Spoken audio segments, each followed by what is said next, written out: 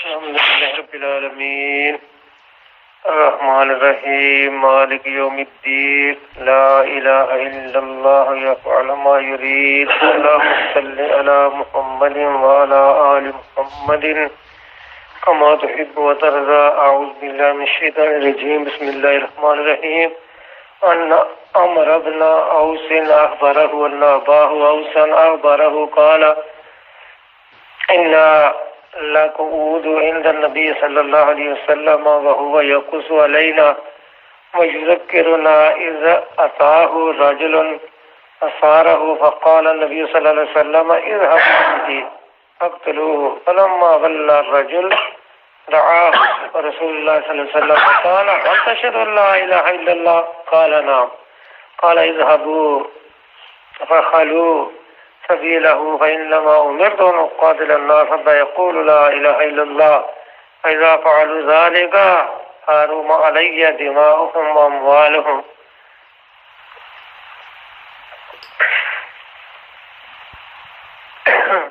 کل کے درس میں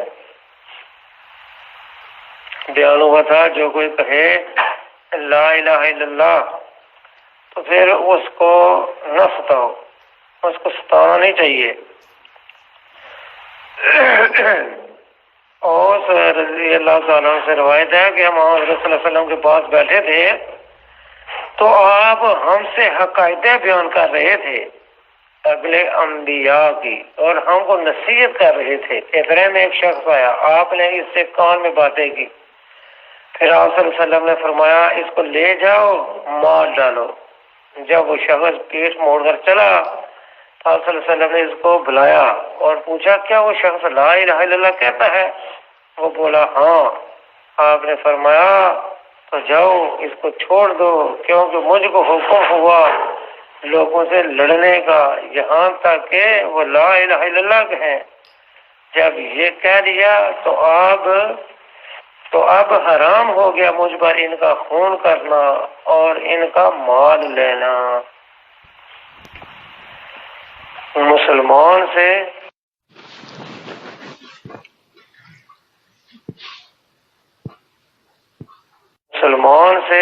لڑنا، قتل کرنا اسے یہ حرام ہے. کل کی حدیث میں یہ ہے کہ مگر کسی حق کے بدلے، جیسے حد ہو یا کوئی قصاص، تو جو ہے اس طرح تو جو حد کو پہنچ جائے اس کو تو حد لگے گی، لیکن ویسے جو ہے کسی کو قتل کرنا یہ حرام ہے. مسلمان کو جو کلمہ لا الہ الا اللہ پڑھتا ہے اسے لڑنا حرام ہے. عمران بن حسین سے روایت ہے، نافع بن ارزق اور ان کے ساتھی آئے عمران کے پاس اور کہا تم تباہ ہوگے اے عمران. انہوں نے کہا کیوں؟ میں نہیں تباہ ہوا. انہوں نے کہا نہیں تم تباہ ہوگے. عمران نے کہا اگر کس چیز نے مجھ کو تباہ کیا؟ تو انہوں نے کہا اللہ تعالیٰ فرماتا ہے وَقَاتِلُوهُمْ حَتَّىٰ لَا تَكُونَ فِتْنَةٌ وَيَكُونَ الدِّينُ كُلُّهُ لِلَّهِ، یعنی لڑو کافروں سے تاکہ فتنہ نہ رہے، یعنی شرک باقی نہ رہے اور سب دین اللہ کا ہو جائے. تو انہوں نے کہا ہم تو اسی طرح کافروں سے لڑے یہاں تک ان کو دنیا سے دور کر دیا، اور اب دین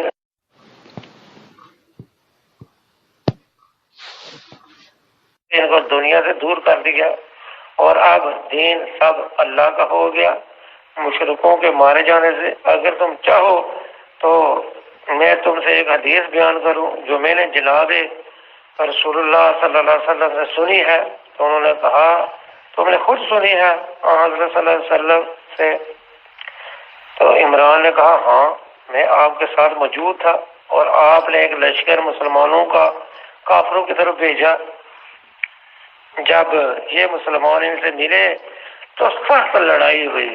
آخر کافر بھاگ گئے اور اپنے کندھے مسلمانوں کو دیے، یعنی پیٹھ موڑی بھاگنے کے لیے اور پیٹھ پر وار کرنے کا موقع دیا. میرے عزیز وہاں میں سے ایک شخص نے ایک مشرک پر حملہ کیا برچے سے. جب اس کو پکڑ لیا تو وہ کہنے لگا شہد اللہ الہ الا اللہ، میں مسلمان ہوں. لیکن اس شخص نے اس کو برچھی سے مارا اور مار ڈالا. پھر وہ حضرت صلی اللہ علیہ وسلم کے پاس آیا اور کہنے لگا یا رسول اللہ میں تباہ ہو گیا۔ آپ نے فرمایا تو نے کیا کیا، کیوں تباہ ہوا، تو نے کیا کیا ہے؟ ایک بار یا دو بار فرمایا، اس نے بیان کیا پھر جو اس نے کیا تھا۔ تو حضرت صلی اللہ علیہ وسلم نے فرمایا تو نے اس کا پیٹ کیوں نہ چیرا اور اس کے دل کا حال نہ جانا کہ وہ سچا مسلمان نہیں ہے؟ جب اس نے کلمہ پڑھا اور اپنے تو مسلمان کہا تو اس کو چھوڑ دیتا۔ اس نے کہا یا رسول اللہ اگر میں اس کا پیٹ چیرتا تو کیا میں اس کے دل کی بات جان لیتا؟ یہ اس نے حضرت صلی اللہ علیہ وسلم پر اعتراض کیا، حالانکہ آپ کا یہ کلام الزام کے طور پر تھا، یعنی دل سے مسلمان ہونا۔ یہ امر مخفی ہے، پیٹ چیرنے سے بھی اطلاع نہیں ہوتی۔ پھر تجھے کیوں کس طرح معلوم ہوا کہ وہ مسلمان نہ تھا؟ آپ نے فرمایا پھر تو نے نہ تو اس کی بات مانی اور نہ تجھے معلوم تھا اس کے دل کا حال۔ تو عمران نے کہا پھر حضرت صلی اللہ علیہ وسلم اس کی طرف خاموش ہو رہے۔ تھوڑا ہی زمانہ پھر گزرا، تھوڑا ہی عرصہ گزرا کہ پھر وہ مر گیا، یعنی قاتل۔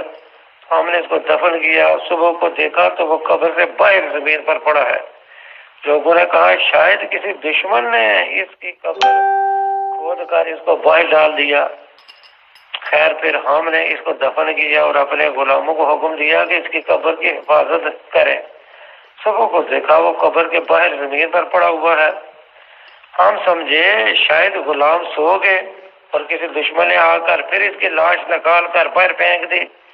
آخر ہم نے اس کو دفن کیا اور اپنے آپ اس کی چوکیداری کی۔ صبح دیکھتے ہیں تو وہ قبر کے باہر زمین پر پڑا ہوا ہے۔ مجبور ہو کر ہم نے اس کی لاش ایک گاڑی میں ڈال دی۔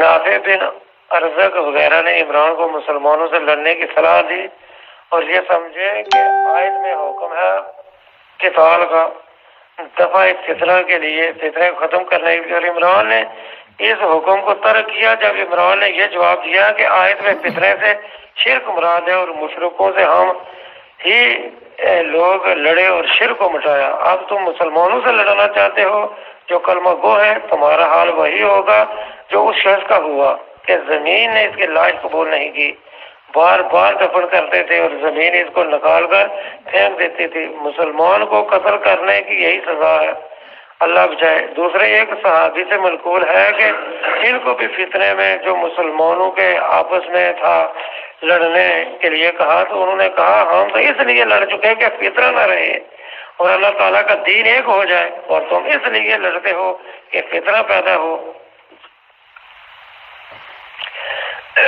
یہ جو اتنی لمبی حدیث جو پڑھی ہے، اس حدیث میں ایک جو راوی ہے وہ مختلف ہی ہے، سعید بن سعید، اور یہ بھی ایک حدیث ہے کہ عمران بن حسین سے روایت ہے کہ ہم کو حضرت صلی اللہ علیہ وسلم نے لشکر کے ایک ٹکڑے میں بھیجا تو وہاں ایک مسلمان نے ایک مشرک پر حملہ کیا، پھر وہی قصہ بیان کیا اور اتنا بڑھایا کہ زمین نے اس کو پھینک دیا۔ اس کی خبر حضرت صلی اللہ علیہ وسلم کی دی گئی۔ آپ نے فرمایا زمین تو اس سے بدتر شخص کو بھی قبول کر لیتی ہے، یہاں تک کہ کافر کو بھی، لیکن اللہ تعالیٰ نے تم کو یہ دکھلایا کہ لا الہ الا اللہ کی حرمت کس قدر بڑی ہے۔ یہ جو حدیث ہے اور جو اس کی پہلے حدیث جو میں نے پڑھی ہے، ان میں ایک ایک راوی جو ہے وہ مختلف ہی ہے۔ پہلے میں نے بتایا کہ سعید بن سعید اور دوسرے میں اسماعیل بن حسین، یہ دونوں راوی جو ہے وہ مختلف ہی ہے۔ آگے ہے کہ مسلمان کے خون کی عزت، مسلمان کے خون کی عزت۔ ابو سعید سے روایت ہے کہ حضرت صلی اللہ علیہ وسلم نے حجۃ الوداع میں فرمایا اگر ہو سب دنوں میں زیادہ حرمت والا یہ دن ہے۔ حج کے دن یعنی جب خطبہ دیا اس خطبے میں فرمایا کہ یہ جو 9 ذو الحج کا دن ہے یہ سب دنوں میں زیادہ حرمت والا یہ مہینہ ہے، اور یہ مہینوں میں سب سے زیادہ حرمت والا، یعنی یہ دن بھی حرمت والا، یہ مہینہ سب سے زیادہ حرمت والا۔ اگر ہو سب شہروں میں زیادہ حرمت والا یہ شہر ہے، یعنی مکہ معظمہ۔ اگر ہو تمہارے خون اور مال حرام ہے ایک دوسرے پر، جیسے اس دن کی حرمت ہے، اس مہینے میں، اس شہر میں، اگر وہ دیکھو میں نے اللہ کا حکم تم کو پہنچا دیا، گویا کہ آپ صلی اللہ علیہ وسلم سے سوال کیا کہ میں نے پہنچا دیا، تو انہوں نے کہا ہاں بے شک آپ نے پہنچا دیا۔ آپ نے فرمایا اللہ تو بھی پھر گواہ ہے، یعنی آپ صلی اللہ علیہ وسلم نے خطبہ حج کیا اچھا فرمایا کہ لوگوں جس طرح اس دن کی حرمت ہے، اس شہر کی حرمت ہے، اس مہینے کی حرمت ہے، تو اسی طرح تمہارا آپس میں لڑائی جھگڑا کرنا یہ بھی حرام ہے۔ عبداللہ بن عمر سے روایت ہے، میں نے حضرت صلی اللہ علیہ وسلم کو دیکھا، آپ طواف کر رہے تھے خانہ کعبہ کا، اور فرماتے تھے کیا عمدہ ہے خوشبو تیری، یعنی بیت اللہ کو مخاطب کر کے کہہ رہے تھے کہ کیا عمدہ ہے اے بیت اللہ، تیری خوشبو بہت اچھی یعنی ہے، اور کیسی تعظیم ہے تیری، اور کیسی بڑی ہے حرمت تیری، اللہ کی قسم اس کی کہ جس کے ہاتھ میں محمد صلی اللہ علیہ وسلم کی جان ہے، مومن کی حرمت اللہ تعالیٰ کے نزدیک تجھ سے زیادہ ہے، یعنی اس کے مال اور جان کی اور اس کے ساتھ برا گمان کرنے کی حرمت بھی ایسی ہے۔ تو یعنی اللہ کے پاک پیغمبر علیہ الصلوۃ والسلام نے کیا فرمایا، بیت اللہ تیری بڑی شان ہے، تیری بڑی عظمت ہے، لیکن ایک مومن مسلمان کی جو عزت اور حرمت ہے تجھ سے بھی زیادہ ہے۔ یہ سب چیزیں تو اللہ تبارک و تعالیٰ نے انسان کے لیے پیدا کی ہے۔ تو فرمایا تھا حدیث میں آگے کہ تو گمان نہ کر کہ ہم مومن کے ساتھ مگر نیک، یعنی کہ اچھا گمان رکھ مسلمان کے ساتھ، ہر آدمی کو اپنے سے بہتر سمجھو، ہر مسلمان کے ساتھ بہتر گمان رکھو۔ ابو ہریرہ رضی اللہ تعالیٰ عنہ سے روایت ہے کہ حضرت صلی اللہ علیہ وسلم نے فرمایا مسلمان کی چیز دوسرے مسلمان پر حرام ہے، اس کی جان اور اس کی عزت اور اس کا مال۔ اور فضالہ بن عبید سے روایت ہے کہ حضرت صلی اللہ علیہ وسلم نے فرمایا مومن وہ ہے جسے لوگ بے خوف رہیں اپنے مالوں اور جانوں پر، اور مہاجر وہ ہے جو گناہوں کو چھوڑ دے اور برائیوں کو بھی چھوڑ دے۔